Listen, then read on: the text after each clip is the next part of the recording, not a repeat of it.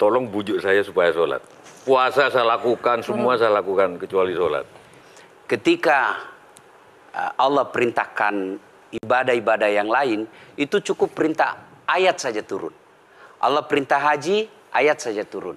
Allah perintah puasa, ayat saja turun. Allah perintah bayar zakat, ayat saja turun. Tapi ketika Allah perintah sholat, tidak boleh ayat turun. Nabi dijemput oleh 2 malaikat, kemudian diajak naik, ketemu dengan Allah untuk menerima perintah ini. Kenapa? Karena perintah ini sangat penting. Mas, saya boleh dagang, bayar zakat sambil nyanyi. Saya boleh haji sambil nyanyi.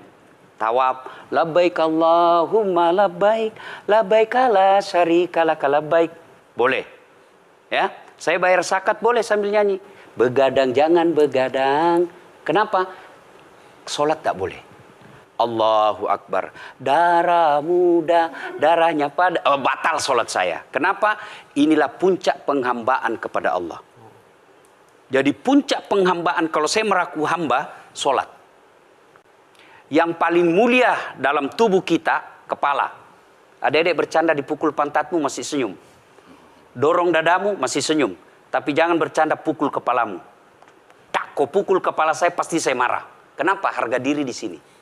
Tapi ketika kita sholat, anggota tubuh yang paling mulia, kepala, rendahkan seperti kakimu. Kita akan ini penting. Kalau saya sudah mulai ini. Ya, karena kalau ketika saya mau sholat, saya melihat banyak koruptor sholat. Ya.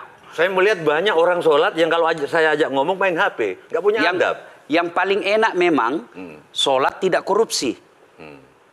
Yang paling nyaman memang, paling ideal sholat jujur. Tapi wala talbisul haqqa bil batil, kata Allah. Allah tidak mencampurkan antara hak dan batil. Sholatmu beda, puasamu beda, maksiatmu beda. Itulah sehingga Allah hadirkan 2 malaikat. Rakit dan atid.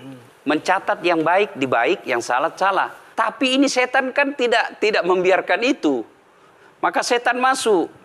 Nah, dia sholat tapi dia korup. Tapi Allah Maha Adil. Maka ditimbanglah nanti. Mana yang lebih banyak, kebaikanmu atau keburukanmu. Kalau dia baik amalnya, tapi tidak ada sholatnya, sia-sia. Kenapa?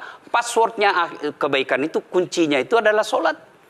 Ustadz ketika naik haji, naik pesawat. Pesawat itu mungkin dibikin orang yang nggak sholat. Iya, betul. Terus gimana dong? Nah, kursi itu mungkin dibikin orang yang nggak sholat. Iya, betul. Terus? Nah, bagi orang yang tidak sholat itu, Allah nanti perlihatkan amalnya. Yang ciptakan listrik ini luar biasa amalnya. Iya. Saya bisa dakwah karena ada mic. Iya. Dan mic itu dari orang non-muslim yang ciptakan. Maka Allah nanti pamerkan.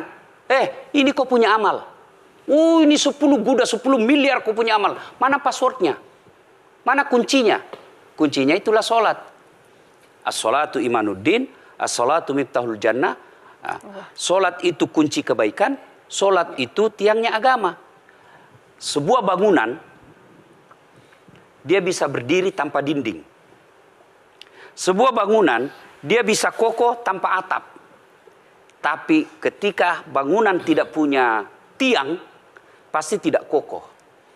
Tiang itulah dalam agama sholat.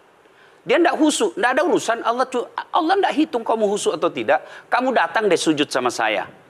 Orang haji kan melempar 3 jumroh. 1 tiang, 7 batu. Kenapa tidak dikumpul saja itu? 1 kali lempar, tak, tak, tak. Kenapa? Kenapa mesti 3 hari dan kenapa mesti 3 titik? Itu pesan moralnya, melawan setan itu perlu napas panjang. Dengar azan, jangan pikir setan, dia tebar itu. Tidak usah kau sholat, nanti kau tua. Anggaplah pergi sholat. Setan menyerah, tidak. Buru-buru kamu, buru-buru. Akhirnya apa? Wudhu tidak sempurna. Anggaplah Anda wudhu dengan sempurna. Setan menyerah, tidak. Masuk masjid. Tidak usah sholat sunnah, tidak usah sholat sunnah. Prinsipnya setan, kalau dia tidak bisa dikalah, jangan untung. Nah, gimana Mbak Teja? Udah teryakinkan?